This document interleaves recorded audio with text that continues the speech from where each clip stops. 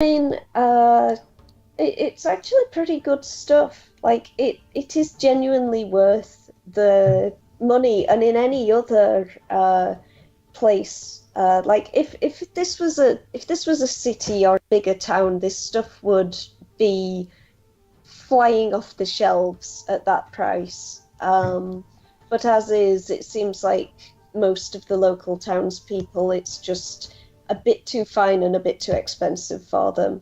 Right. I guess it'll pass. Oz has got very expensive tastes, but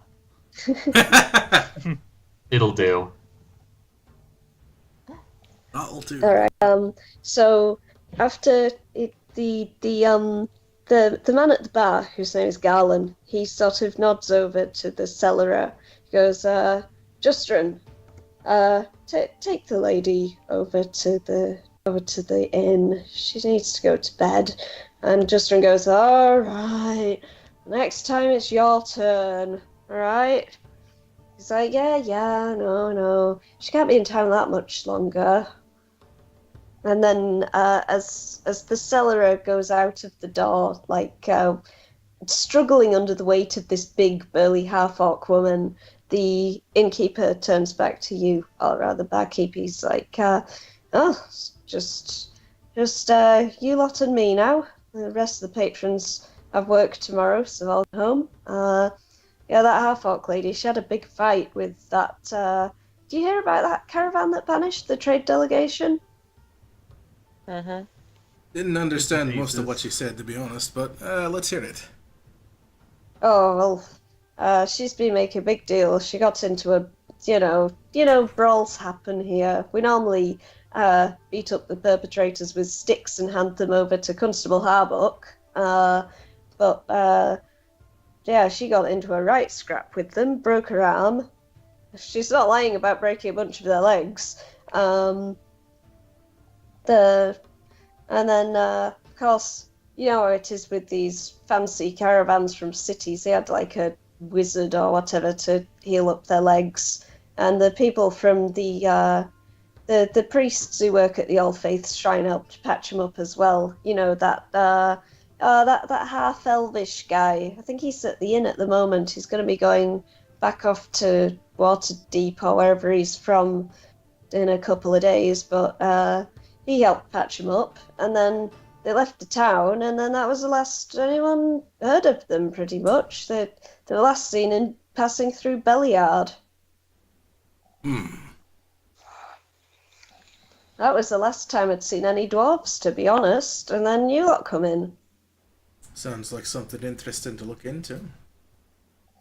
Yeah, I bet there's a big reward for chasing down people like that. Lord. Oh, aye. I mean, they're fancy lot from Waterdeep, aren't they? But they got loads of money. Going for it myself if I was a bit younger. So I'm stuck getting this in. Gosh, grab it while it's hot. The gold's interesting, but not if it's a wild goose chase. Now I'll ask one thing. This might interest me. I'm looking for a name. Shatterkeel. Oh. I've heard that name thrown around a bit. I don't really know much about it, though. Think there's any relation? I've heard about some bandits operating from one of the rivers nearby, and heard that his name's been associated with them, but that's as much as I can tell you. Aye, that sounds about right. Anyway, you lot, I need to get this bar cleaned up, so if you'll kindly get yourselves across the road and go over to the inn, I'm sure they'll take good care of you. Gunnar shrugs, packs up his dulcimer and says, well, I suppose we'll be heading out then. Pirateman is shuffling off as well. Great. Morgana does a nice closed-lipped smile and saunters out. A less freaky one. Gives a little wave and then just shuffles out the door.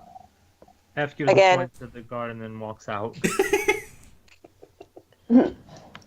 Ren also jumps off her seat with another clang and wince and follows out. Okay. So, let's see. All right, so you all head over to bed. Get yourselves a good night's rest. And you wake up sort of when the sun has risen. From the sounds of outside, the town's already bustling when you wake up.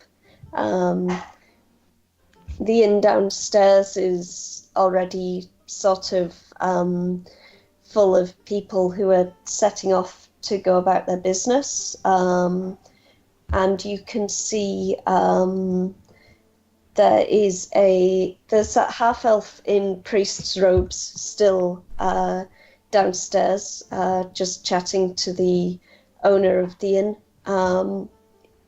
He's sort of saying, I'm done with my time here. The other priests are going to be taking over in the All Faiths Shrine, so I suppose I'll be back in a few months' time. Oh. So he's talking to the lady who's the proprietor, and she goes, so you're going, and which priests is it now? And he goes, oh, I think you've got Imdar and Lymura at the moment. And she goes, oh, all right, Tempest and Ogma then. Oh, that's all right. Everyone likes Lymura. She's nice. Don't know about that Imdar guy. Seems a bit up his own arse, but, you know, I guess Tempest has never really appealed to me. Biggest fight I was ever in was a little scrap in a bar room. And the priest of Lathander goes, yes, well, each to their own deity, I suppose. And I suppose I'd better go and be packing my things. I'll be setting off probably tomorrow morning. Make sure I haven't left any holy relics in the All Faiths Shrine. And she goes, oh, like you would leave a holy relic in the All Faiths Shrine. Gunnar would probably just be hanging out and just listening idly, but mostly looking over a map that he has in his possession. Just sort of plotting it, trying to compare, figure out what's going on with it. He's not hit much progress with it, though. Okay. So yeah, you can hear the sounds of clatter outside, and then you hear a quiet knock at the door of the inn, and the innkeeper looks puzzled. Most people don't knock at the door of the inn, so she sort of looks around and then kind of wanders over and opens the door, and she goes, oh, hello there, pal. Oh, what are you doing here? Does your mum know you're out here? And it's a small girl. There is a little girl, probably about sort of like maybe 8 years old, at the door, and she goes, I've heard that there's some adventurers here. And the innkeeper looks around and goes, oh, those people there. Well, I can't say if they're adventurers. I mean, not everyone who's not a human is an adventurer, little one. Some of them just work as carpenters, like Stanor, who works over at the quarry. And she goes, no, but I heard from Constable Harbuck that they defeated some bandits and that they're real adventurers. And the innkeeper looks at you and goes, did you not get rid of those bandits? Morgana just nods. Oh. Yeah, they're rather indisposed right now. Yeah, brought one back. He's in the cage. That's some pretty good going there. So are you adventurers then? Morgana just nods again. Can't figure out anything else. Not at the moment. Seems like you're right there, pal. All right. So have you got an adventure for them to go on? And Pell just looks deadly serious. Yes. And The adventure, little one. she comes wandering over to you. You have really sharp teeth. Are you a dragon?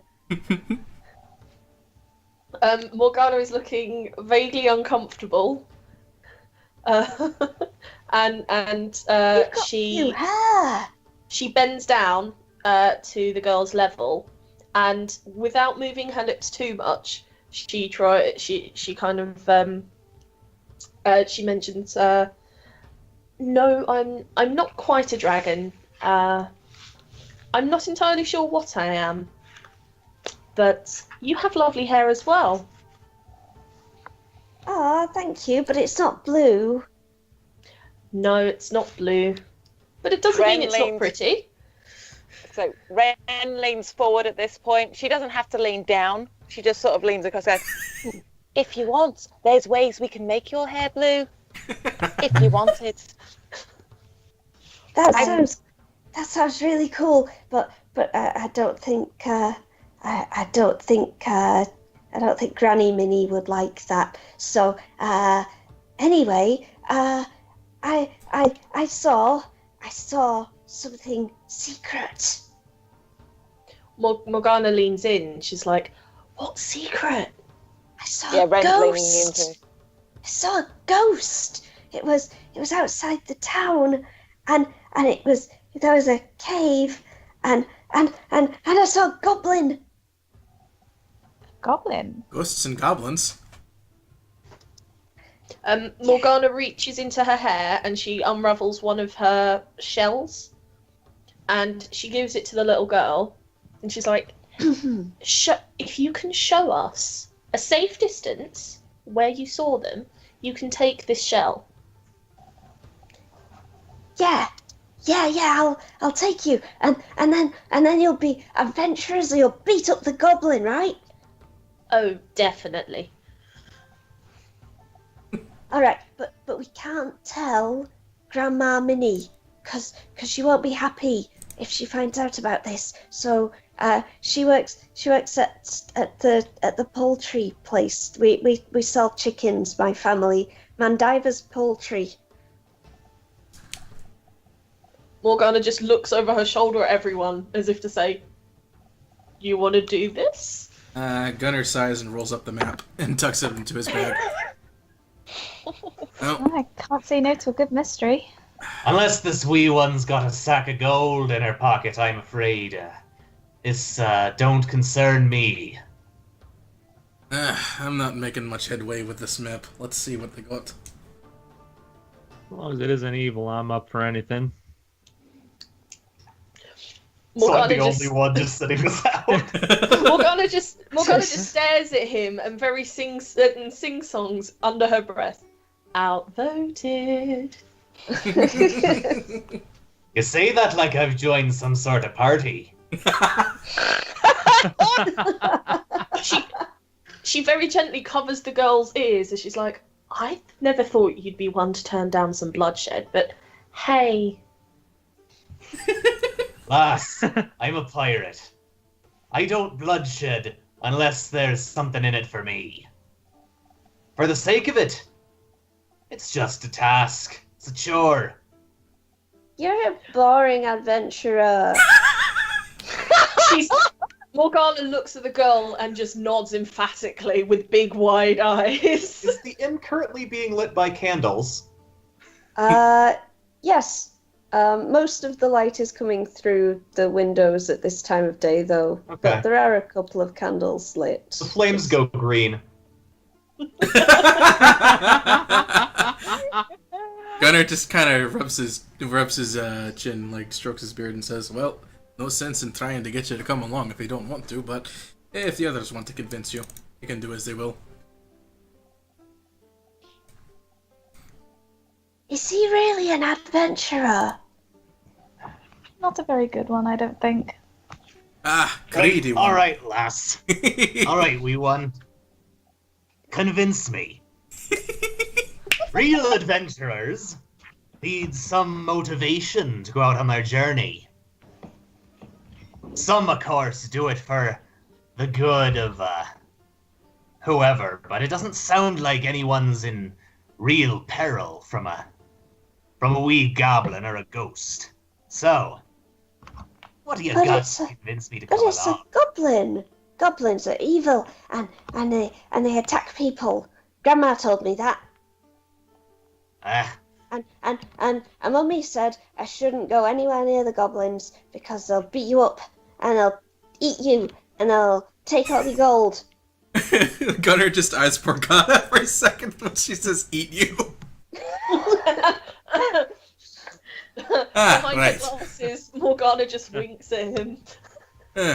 Right, eating, sure. She says, well, I'll take you there if you want to go, and you can beat up the goblin, and you can steal his goblin treasures, and do lots of cool adventuring things. Oh, Yeah, do you hear that? Goblin treasures.